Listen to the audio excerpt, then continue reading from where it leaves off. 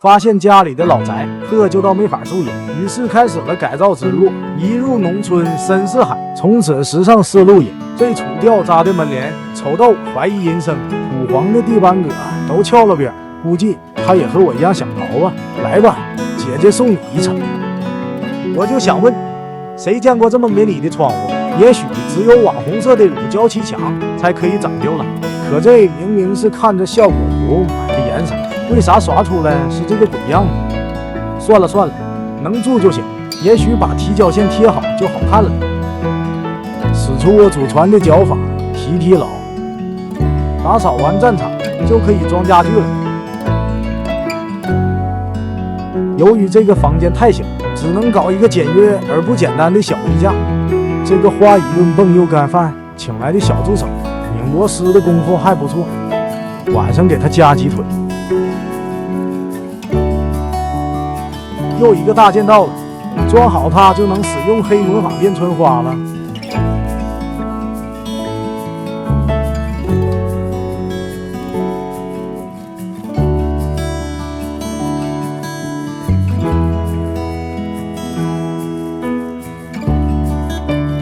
从杂物间搬出了爸妈结婚时打的老木床，虽然看起来脏了点，但是万物皆可造。动动小手，它就成了我和小助理晚上回血的重要工具。完工还挺满意。今天收拾放杂物的屋子，看见了奶奶留下的老式橱柜，估计这柜子和我爸差不多年纪了吧。于是我决定让他恢复年轻时的潇洒。这还有个来捣烂的，拿一把不太锋利的小刀，先把这破洞的纱窗处理掉。都说工欲善其事，必先利其器，然而我没有力气，只能掏出祖传的82年螺丝刀，但是它好像不太给力的样子。先这样，再那样，就徒手掰下来了。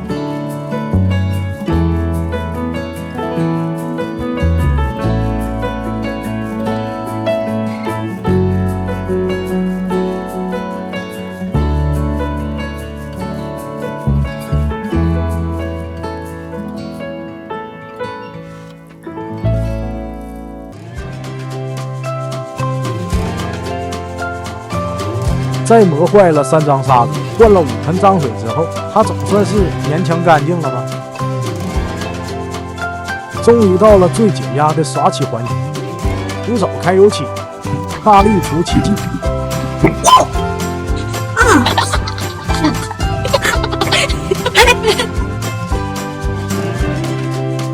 哎呀妈呀，这咋还稀料倒多了呢？这也搅和不开呀。算了算了，差不多得了。我刷啊刷，刷啊刷，纵享丝滑。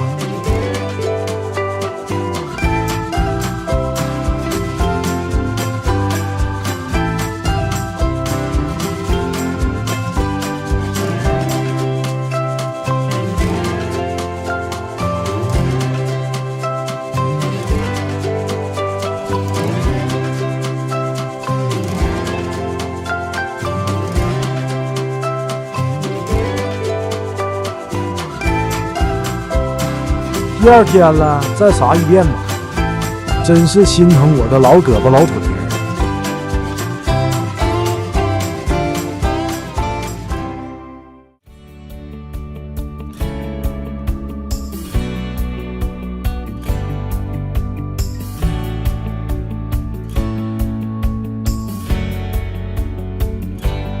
这期还挺耐用，剩的还挺多，不能浪费，把柜子里边也刷刷吧。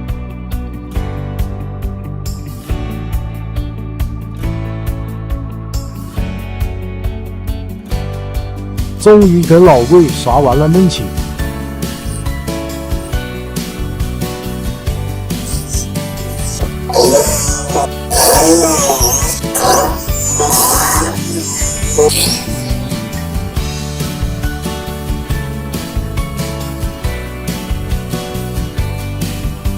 给老柜配上2022年的新把手，可真是绝子。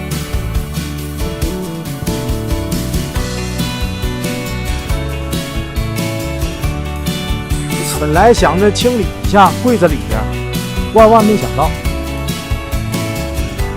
看来这爷俩还得再摸个鱼。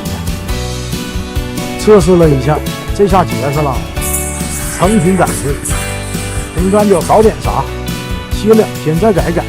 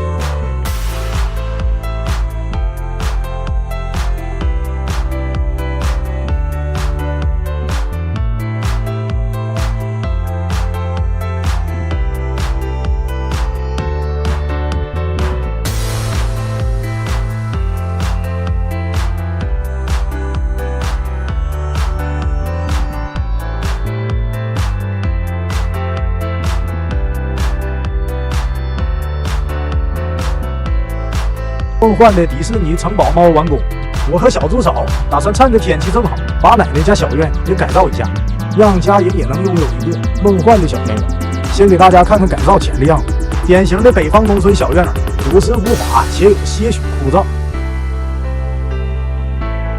厨房污水的排放系统设计的大胆且奔放，请教一下大家，这浇花的水管儿怎么处理？比较美观。满院子的水泥地属实让人头疼。小菜园比屋里的小窗户更明，越看越觉得棘手。大家觉得这小院儿还有救吗？原来这小院不跟梦幻小道，先把车锯子买来的砖切割成理想中的样子，切碎了的砖也不能放过。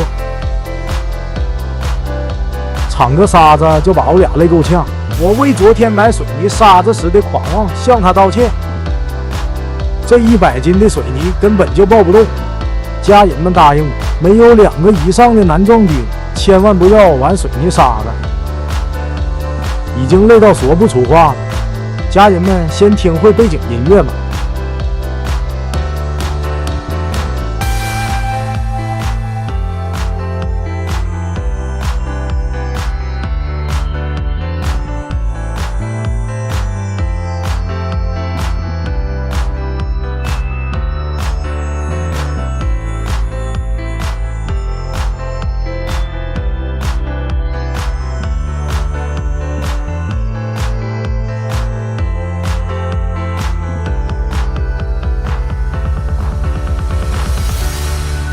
来吧，展示！明天把草坪铺上，应该就有那位人了。今天就到这吧，收工歇了去了。看这条小走廊不顺眼好久了，网上买的拼接地板一到货，我和小助手就迫不及待的开造了。就这几片小地板，竟然花了1800块。虽然钱包在滴血，但是铺起来简直太丝滑了，对准卡扣一按就安装好了。整个走廊的铺设时间不超过半小时。我和小助手都表示这钱花的太值了。买地板还送了一袋白石子，但这量也太少了，还不够给门槛塞牙缝，只能紧急补货。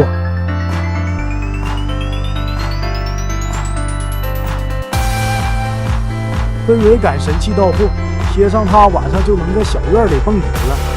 先组装好，打开试试。这炫酷的跑马灯模式闪下我的眼。把灯带贴在白天铺好的地板边边，我已经开始期待晚上开着跑马灯在小院里发武器了。把太阳能板插到阳光最好的小花园里就搞定了。来吧，展示！买的假草皮到了，趁着还没下雨，赶紧铺上。接下来1周的阴雨天，刚好可以测试一下草皮的渗水性。每次干到这种体力活，我和小助手都会懊恼。平时没有多吃点菠菜变大力水手，裁掉草皮的边边就会长猫了，来年就能收获一院子的猫猫。再把形状裁好，撒粥这一步一定不能少，不然刮风天就能见识到草皮满天飞的壮观景象。这里我们用的是白乳胶，干了以后是固体的状态，即使将来揭掉了草皮，地面也不会像刷了万能胶一样黏腻。把天门槛剩下的白石子填满地砖缝隙，到这我们以为大功告成了。直到拍效果的时候，发现这一块巨大的空缺，可能是被网友批评怕了，任何一点的小瑕疵都不能放过，下着雨也要重新铺一遍。来吧，展示！小院地面的铺设基本完成，开始动工小花园。先拼个花箱。打算把它放在厨房外的墙边，种上常用的消耗性石材，顺便还能折一折爆丑的排水管。但是由于花箱太矮，只能垫上2块矮子乐才勉强遮住。这小小的花箱竟然吃掉了我4大袋营养土，抠几个洞洞，种上从邻居家里挖的小葱。以后想吃小葱，再也不用跑去县城买了。生活不止眼前的温饱，还有浪漫的鲜花和小草。通往厕所的小路跟旁边的菜园之间有一条水泥砖隔断，在水泥砖的洞洞里全部种满耐折腾的花草，瞬间觉得上厕所都变得仪式感满满。很多网友不能理解我们为什么要这么折腾，觉得收拾院子又麻烦又没有露出经验和欣慰的笑容时，这所有的折腾都变得一切的辛苦都变得有。多网友好奇下过雨之后的小院会变成什么样，刚好昨天下了1天1夜的雨，一早起床就跑到小院里查看情况，顺便给大家来个一镜到底的眼部马杀鸡。不出大家所料，瓷砖小到已经变成泥娃娃了，草皮倒是一点积水都没有，不论是远看还是近看都还挺干净，质量也还不错。小院用的是2厘米的加厚加密春草，黑色背胶有点掉渣，截止到现在还是比较让人满意的。走廊上铺的是板绿色树木地板，镂空的底盘不易藏水，但是对于农村来说不太耐脏。太阳能灯带经过大雨的洗礼，并没有出现脱胶之类的问题，太阳下晒一天可以晾一整晚上，不用交电费，这一点深得我心。这就是下完雨后的小院情况了。大家如果还有问题，就在评论区再问我吧。你们要的花花和石子推荐终于来了。小院大部分的花花都是玛格丽特，基本上好看的花色都是在拼夕夕上淘的，还有一些是跟小助手赶集买的。网上淘的花花到货以后，一定要先根据商家的指导缓缓描，这样花花才能长得又白又胖。领着抠门到家的理念，我硬拉着小助手在野地里挖了一棵草，和小院还挺大，也是拼夕夕上买的，规格打在上面了，家人们可以参考一下。最大的这种是买地板送的，估测有个2次，就这样了。大家如果还有问题，就在评论区问我吧。我要把奶奶家厨房从这样改造成这样，实在是受不了这个碍事儿的煤气罐，还有这个岌岌可危的老年木桌，以及这个刺果果的擦边水管，所以我打算用1周的时间给它来个改头换面。大厨最爱的调料现在成了我的累赘，今天的任务就是先把这些累赘清空。这墙纸上的不是油渍，而是这些年的饭菜遗迹。这套桌椅虽然很丑，但还挺有分量。搬完它，今天的运动量算是达标了。之前改造的老橱柜成了厨房的大功臣，收纳功能更强大，但是因为要改造地面，只能先把它扛走了。村里还没有天然气，只能使用煤气罐。等角磨机到了，在柜子里开个孔，把煤气罐塞进去。这3幅画就是传说中的艺术吗？我等凡人无法理解，收拾了一下午，累死了2头牛。明天打算在这里砌个水槽柜子放半空了，打算自己砌个水坝。终于可以跟这个丑东西说再见了。你别说，它虽然很丑，但藏污纳垢却是一把好手。没错，我又来玩水泥了。有了上次累摊子烧3天的经验，这次我机智的抓来了男壮丁帮忙。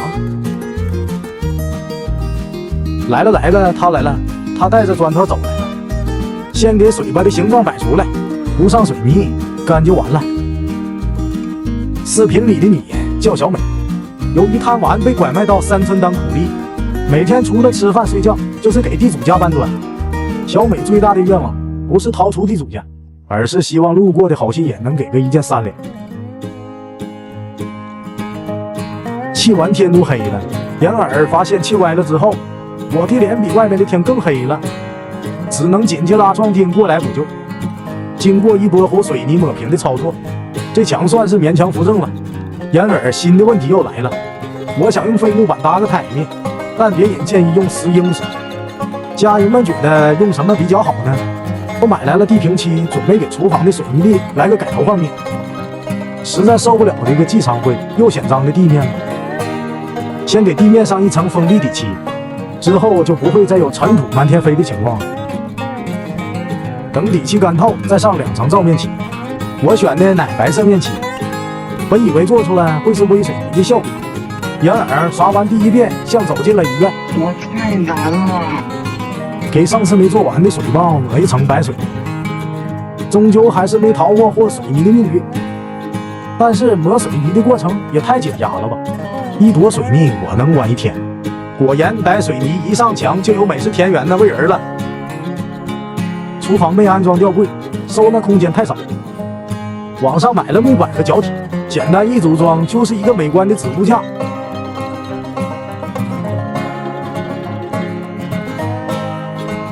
家人们，咱们就是说千万不能小瞧这几个架，装完之后胳膊酸的举不起来了。来吧，展示。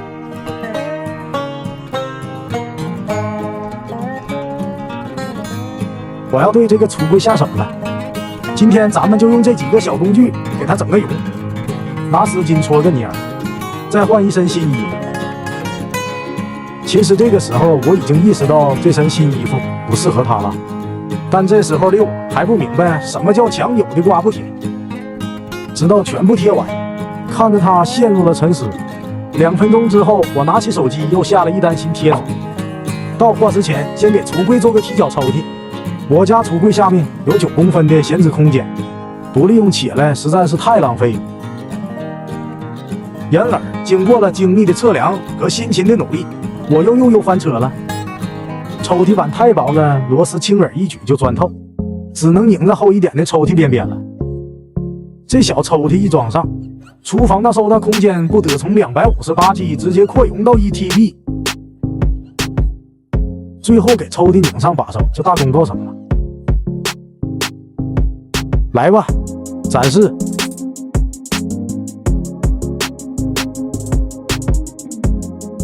等了7期49天，水泥终于干了。今天的任务是把柜门和台面安装上。一张劈开木板就变成了2扇柜门，就是这个柜门跟水泥柜子比起来，稍显有些单薄。我单方面宣布要跟挤泡沫胶锁死，接压到想去流水线做挤泡沫胶女工。出于环保和废物利用的考虑，水坝的台面最终还是选用了闲置的木板。由于这个区域用杯子的频率会比较高，于是吃重金拼了一个洗杯器，结果导致家里出现了争着刷杯子的现象。咱就是说，如果买个洗碗机，是不是也会出现争着刷碗的现象呢？贴完这个立体木纹的橱柜贴纸，厨房终于有那美式田园的感觉。来吧，展示。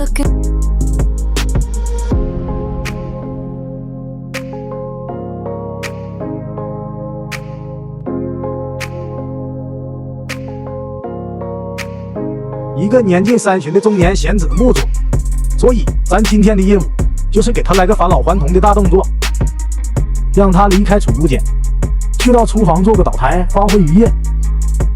之前有网友说喜欢这个复古的抽屉把手，让我保留，然而它实在是生锈太严重，没办法使用了。其实一开始是打算把桌子的红漆全部打磨掉，然而磨完柜门和抽屉，发现用原木和色漆2种花纹也挺好看。之前改造柜子还剩了一桶奶油色的木漆漆，刚好可以用它覆盖住原本土掉渣的红漆。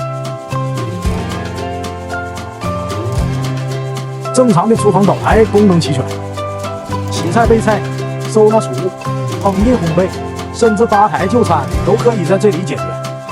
然而我的小岛台只要能简单备菜和收纳储物就够了，毕竟在村里烘焙的需求寥寥无几，找个地方安置厨房里零零碎碎的小物件才是我最大的需求。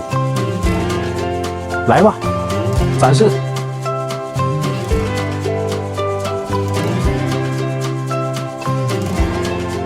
这纯是一个有手就会的小手工。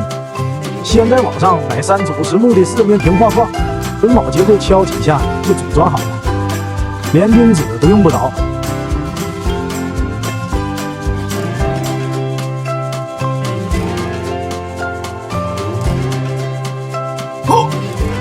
路上捡一只张牙舞爪的树枝，用小锯子截成3段，稍微修剪，掰掉多余的树杈，掏出街边随手买的万能胶，给树枝和相框来一个紧密结合的大动作。画室的大爷给他3个不要钱的挂钩，找到画框的中间位置，拧上挂钩就搞定了。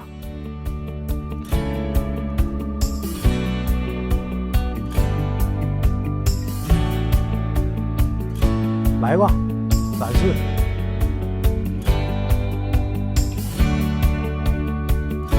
事情还要从几天前的一次路边捡垃圾说起。最近村里都在修剪树枝，准备过冬，满大街都是不要钱的小树枝。